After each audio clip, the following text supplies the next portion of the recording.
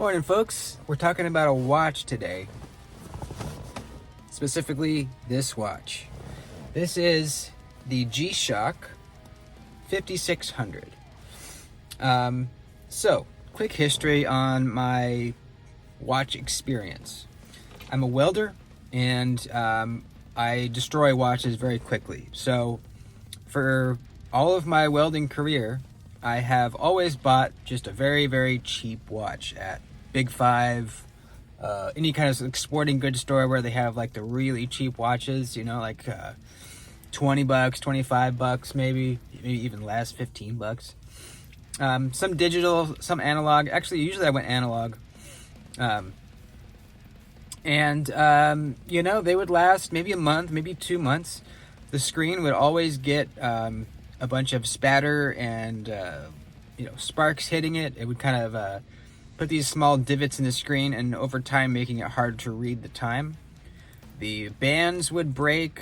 I tried, kind of like nylon bands. I tried rubber bands, a couple different kinds of bands. They always would break. The clasps would break. The screens would get scratched. And eventually I would just, when I couldn't read the time anymore because of all the sparks and slag that had hit it, I would throw it away and just go buy a new one. Until maybe 6 months ago, around there, I kind of got fed up with it, and I thought, let me buy a little bit better quality watch, and something that will last me longer.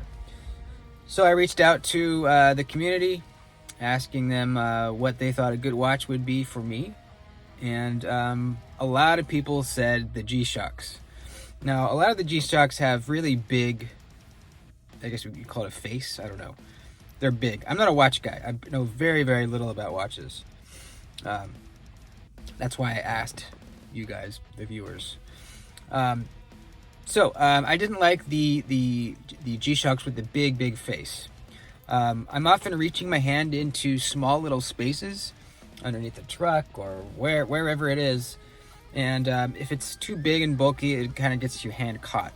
So I wanted something smaller, and this was the most recommended one, the 5600.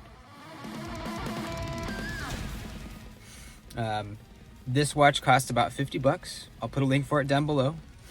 I decided on this one. It's a average kind of medium-ish size face. Pretty simple. It tells the time. It's got the day of the week and the date in the top, which I really like to have. Let's see what modes we got here. We have an alarm. We have a stopwatch.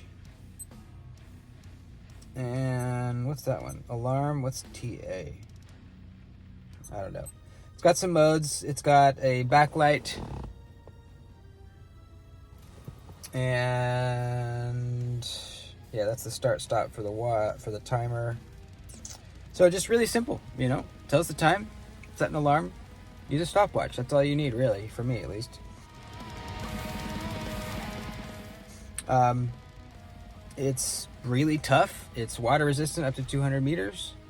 And if you look at the face of this, there's no slag divots. There's no damage from sparks. Now, I did order a screen protector for this, and that's the other cool thing is they make little screen protectors for it, like on your iPhone or your Android, whatever phone you have.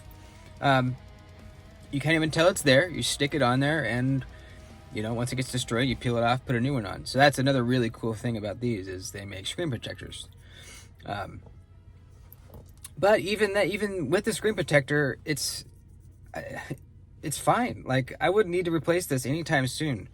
So that's awesome. I've banged this thing up like a lot. Like I said, reaching my hands in small places, smacking it on the sides of things, walking by. I literally see, it looks worn, but there's no cracks or chips taken out of anything. It really looks fine.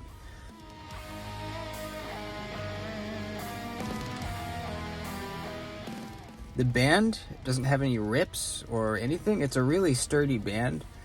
This thing is tough, man, and I'm like really hard on this. It is tough. This is the watch for me. I mean, even if it only lasted like, I don't know, 4 months, I'd be pretty happy. But it's already been 6, and I don't see it slowing down and breaking anytime soon. So if it does eventually break, I'll let you guys know. But I don't see it really doing that. Now, there is an upgraded version of this. I forget what it's called. I think it's the 56, some other number. It's a little bit better than this one, a little bit more expensive. I might upgrade that one at some point. I think the main difference is that one is solar charging, I believe. Maybe a couple other features, but it's the same case size, I think. But really, this is all I need. Now, my only nitpick. The button for the light is really flush with the surface, and it's kind of hard to push. You kind of have to like almost use your fingernail to push the button. I wish that button was sticking out a little bit further so it was easier to press. That's the only nitpick I have with this watch. The band's really comfortable, and I think, I'm not sure, you might be able to replace the band. Yeah, there's a screw right there. I think you could replace the band, actually. I don't really see a need to. It fits really nice and tightly. You got the little thing there. It's not too big. Fits me perfectly. I used to wear my watches where I put the face on the inside, because I thought that might protect it from banging into things and scratching if it was on the inside here. But for this watch, I put it on the outside because it can take it. It's durable.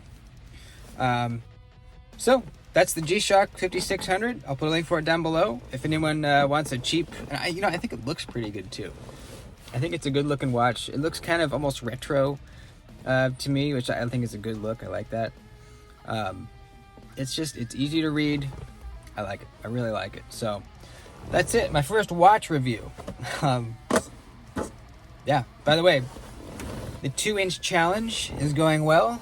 Been carrying my little native all week. Seeing how how it is getting all my cutting tasks done for the week with only 2 inches of cutting edge. It's going great, man. I haven't been in one scenario where I felt like I needed more blade. Really haven't. Kind of a fun thing to do. We got some viewers also doing it along with me. And I think next we're going to do carry your biggest knife for the week. I think that'll be kind of fun. So if anyone wants to do that, I'll make a post about it on Monday next week. We just did the tiny knife challenge. We'll do the huge knife challenge next. So that's it, guys. Please like the video before you head out. I love you. I'll see you soon.